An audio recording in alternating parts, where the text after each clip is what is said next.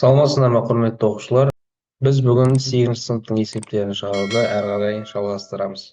Бүгінгі тақырыбымыз мольдік масса.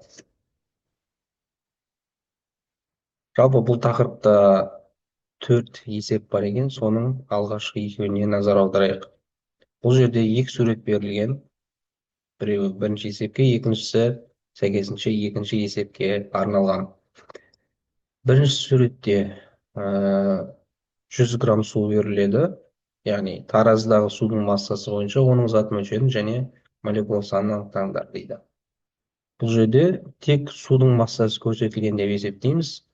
Бірінші судың формуласын жазып аламыз. Ол H2O. Енді осы жерде судың массасы 100 грамм деп беріліп тұр.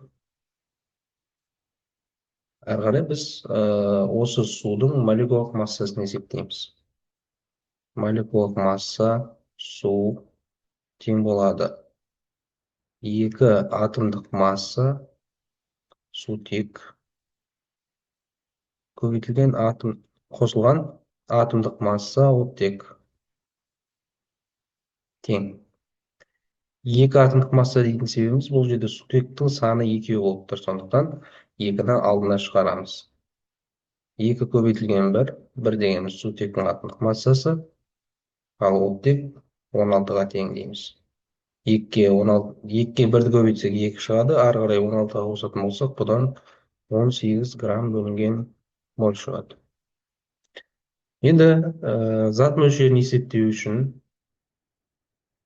осы берілген массаны судың молекулалық массасына бөлеміз.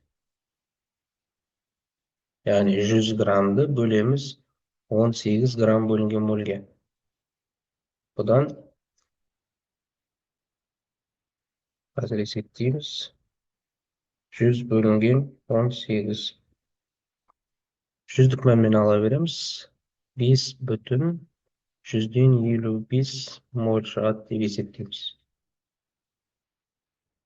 Әрі қарай екінші есеп. Таразының сол жақ табақшасында 18,106 көбейтілген 10-23 дәрежесі мыс атомы бар. Таразының теңестіру үшін екінші табақшасына қанша грамм күкірт салу қажет? Яғни, мынандай салыстырмалы түрде берілетін таразыға бір жағына күкірт, бір жағына мыс салу керек. Енді осы жерде теңесу үшін екеуінің массасы бірдей болу керек. Ал бізге мыстың атом саны беріліп тұр. Бұл кезде біз мына формуланы қолданамыз. Зат мөлшері тең болады N бөлінген Na. Зат мөлшері тең болады масса бөлінген молекулалық масса. Енді екеуі де зат мөлшерінің формуласы болғандықтан осыны өзара теңестіреміз. Яғни N бөлінген Na тең болады M бөлінген Mr. Әрі қарай осы жерден массаны табу үшін біз атом санын молекулалық массаға көбейтіп, Авогадро тұрақтысына бөлеміз. Яғни берілген атом саны бізде 18,6 көбейтілген 10-23 дәрежесі көбейтілген 64. 64 бұл мыстың атомдық массасы. Жерде Mr-дің орнына AR деп жазсақ та болады. Бөлінген 6,2 көбейтілген 10-23 дәрежесі. Бұл жерде бізде 6,2 мен 18,6 қысқарады. 10-23 дәрежелерін өзара қысқарып кетеді. 18,6-ны 6,2-ге бөлсек 3, ана жерде 64 бар. Әрі қарай осы екеуін көбейтетін болсақ, бізде 180, 12, 192 грамм шығады. Демек, таразы теңесу үшін бізге әрі қарай 192 грамм күкірт қажет болады екен. Келесі үшінші есеп. Массалары 10 грамм сутек және 64 грамм оттек берілген. Олардың әрекеттесуінен кейін қай зат және оның қандай мөлшері артылып қалады? Бізге сутек пен оттекті әрекеттестіру керек. Бұда бізде су түзіледі. теңестіру үшін біз реакциядан кейін тұрған судың алдына екіні қоямыз. Өйткені оттек реакцияға дейін екі, реакциядан кейін біреу болып тұр. Мына зат бір зат болып есептеледі де оттекті теңестіре аламыз. Ары қарай сутегіміздің саны көбейіп кетеді. Екіні екіге көбейтіп төрт деген сутек атомын аламыз. Реакцияға дейінгі сутектің алдына екі қойып, оны өзара теңестіреміз.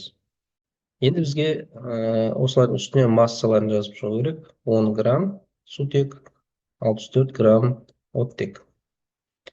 Енді астына олардың атомдық массаларын жазамыз. Яғни екіні екіге көбейтетін болсақ 4, ал сутектің атомдық массасы білеміз, бірге тең, демек 4-тің өзін жазамыз.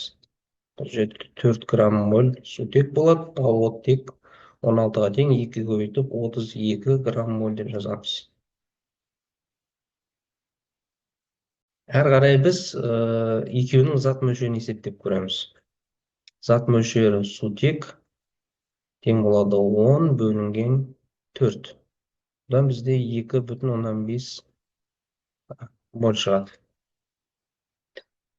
Зат мөлшері оттек тең болады 64 бөлінген 32. Бұдан бізде 2 моль шығады. Енді бұл жерде әрекеттесуге 2 моль оттек кеткен болса, сәйкесінше 2 моль сутек кетті. 2 моль сутек. Мына жерде 4 грамм бөлінген моль сутек реакцияға әрекеттесуге кетті. Демек, біз бұл жерде не істейміз? H2-ның орнына 2 көбейтілген 4 деп жазамыз. Демек, 10 граммның 8 граммы әрекеттесуге жұмсалды. Сәйкесінше 10 грамм минус 8 грамм болса, әрі қарай 2 грамм сутек қалады. Осы 2 грамм сутегіміз зат мөлшері артық қалған, масса артық қалған сутек бөлінген атомдық масса деп жазайықшы.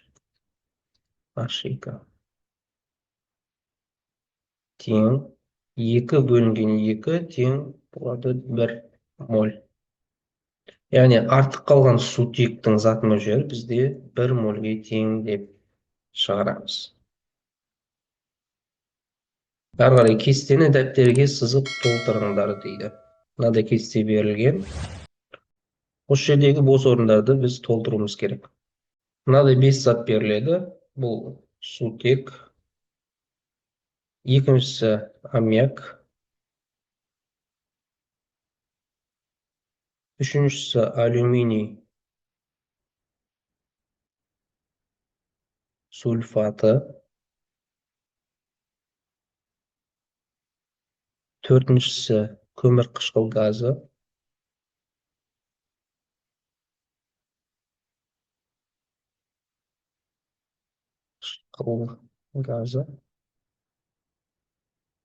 және бесіншісі оттек. Мына жерде 1,5 моль. Сутектің 2 моль зат мөлшері берілген, массасын табуымыз керек. Массаны табу үшін біз не істейміз? N тең M бөлінген MR. Яғни массаны табу үшін зат мөлшерін молекулалық массаға көбейтеміз.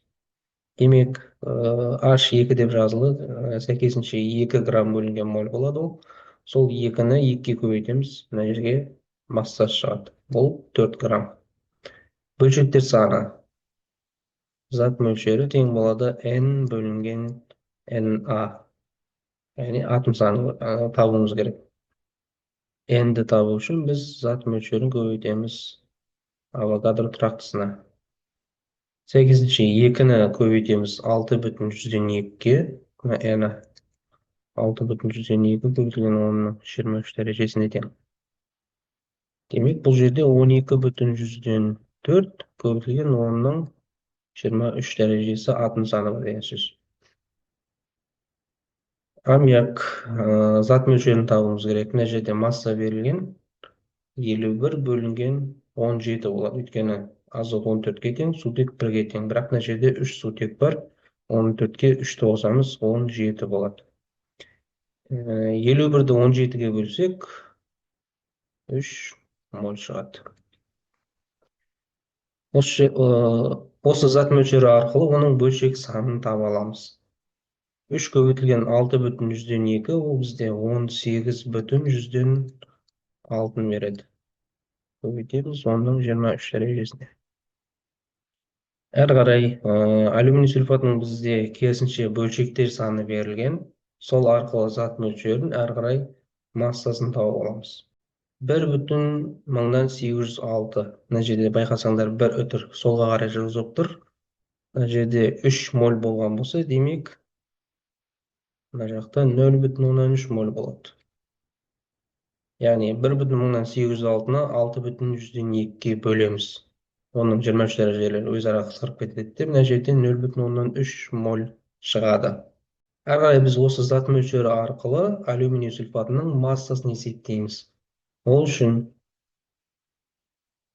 мына жерге жазайықшы.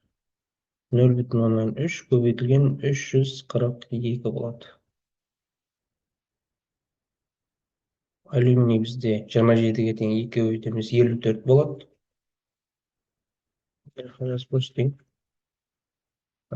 Күкіртіміз 32, оттегіміз 16, 16-ны 4-ке көбейтеміз 64, 64-ке 32-ні қосамыз 96. Бұл жерде 96 бар, көбейтілген 3 шақшан сыртында 3 бар. Ары қарай 54 былай тұра тұрсын. 96-ны 3-ке көбейтеміз. 90-ны 3-ке көбейтсек 270, 6-ны 3-ке көбейтсек 18. 270-ке 18-ді қосамыз, сонда 288 болады. Әрі қарай мына жерде 280-ге 50-ді қоссақ 330, оған 4 пен 8-ні қосымыз, 12-ні қосамыз, содан 342 грамм бөлінген моль шығады. Демек, 0,3-ті 342-ге көбейтеміз деген сөз. 0,3 көбейтілген 342. Одан бізде 102,6 грамм шығады екен. Әрі қарай бізде көмірқышқыл газы, оның зат мөлшері 1,5 моль. Массасын табу үшін 1,5-ті көбейтеміз 44-ке. Көміртегі 12, оттегі 16, 16-ны 2 көбейтеміз 32, 32-ке 12-ні қосамыз 44. 4-ті 1,5-ге көбейтетін болсақ, бізде 66 деген сан шығады. Яғни массасы 66 граммда болады. Әрі қарай осы зат мөлшері арқылы оның атом санын, яғни бөлшектер санын есептейміз. 1,5 көбейтілген 6,2, ол бізде 9,3 береді. Яғни 9,3 көбейтілген 10-23 дәрежесі атом саны болады. Және соңғы затымыз ол оттек. Оттектің бізде массасы берілген 128 грамм. Зат мөлшерін есептеу үшін осы массаны 32-ге бөлеміз. Одан бізде 4 моль шығады. Осы зат мөлшері арқылы оның атом санын есептейтін болсақ, 6,2-ні 4-ке көбейтетін болсақ, яғни 24,8 көбейтілген 10-23 дәрежесі деген мән шығады. Осымен біздің бүгінгі сабағымыз өз мәресіне жетті. Келесі сабақтарда кездескенше.